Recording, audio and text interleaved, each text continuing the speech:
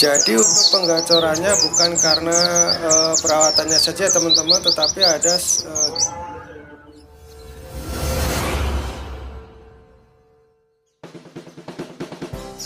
Halo, assalamualaikum warahmatullahi wabarakatuh. Kembali lagi di channel Nikilos87 ya teman-teman. Di sini saya akan membahas atau berbagi pengalaman mengenai bagaimana cara merawat burung pleci agar cepat gacor dan tetap sehat ya teman-teman. Untuk video selanjutnya jangan lupa teman-teman bantu subscribe, like, dan komen di channel Nikilos87 tentunya. Nah, untuk langkah pertama jangan lupa teman-teman, yang pertama kali yang teman-teman lakukan adalah menjaga kebersihan burung ya teman-teman, dari kandang, makanan, serta minumnya si burung. Karena seperti ini harus kita lakukan setiap hari.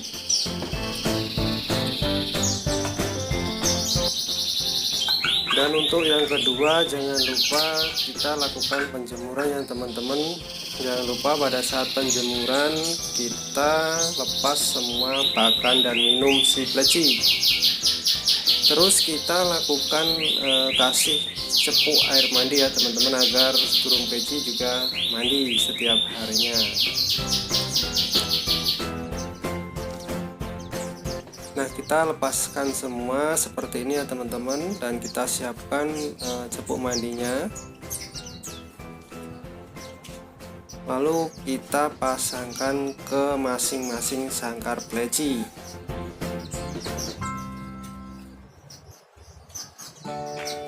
Perlu diingat teman-teman, waktu penjemuran janganlah sampai terlalu panas. Kondisikan sesuai cuaca atau temperatur suhu keadaan lingkungan waktu penjemuran.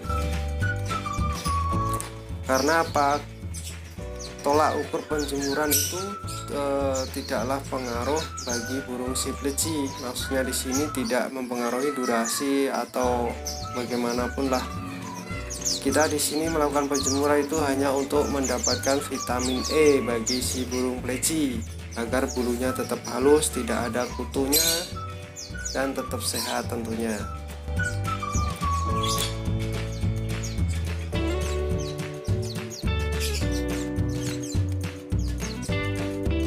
Dan jangan lupa ya teman-teman, saat penjemuran sambil kita amati si burung plecinya ya.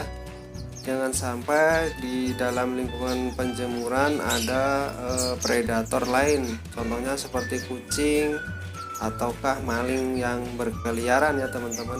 Awasi tentunya.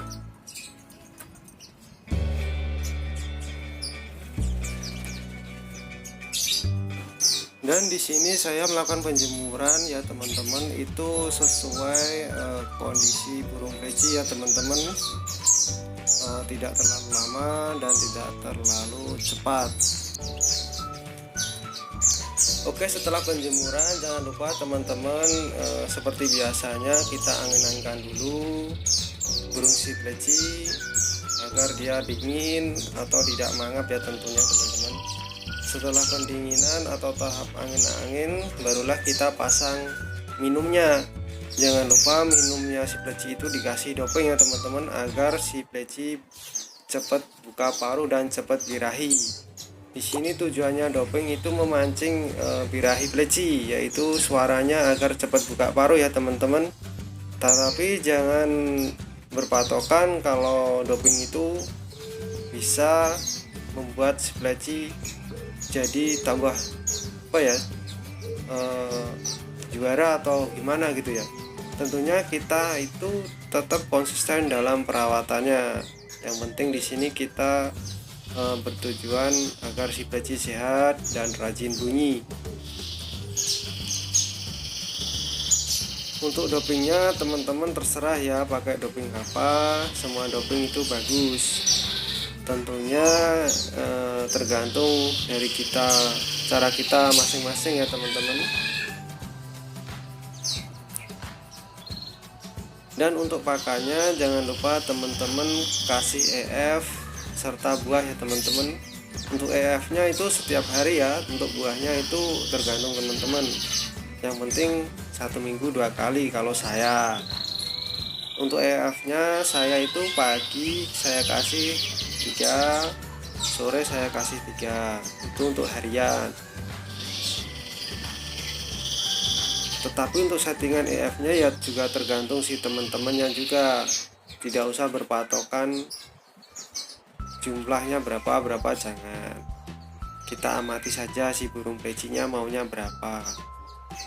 Kalau pertama kali saya kasih EF itu ya sekenyangnya si pleci, habis berapa saya terusin aja, jadi tak kasih full dulu, itu semampunya, sekuatnya dia makan. Nah, setelah untuk dikasih dopeng, jangan lupa ya teman-teman, kita kasih lagi masteran. Jadi kita iringi dengan masteran di waktu koloni ya teman-teman. Maksudnya koloni di sini kita jangan pisah-pisah dulu. Jadi untuk tahap penggacoran, kalau burung plecinya belum gacor, usahakan kita koloni. Koloni itu sangkarnya dideketin satu sama yang lain, terus diiringi masteran, entah itu pakai MP3 ataupun dengan masteran burung hidup. Kalau di sini saya pakai MP3 HP ya teman-teman, dan masteran burung hidup.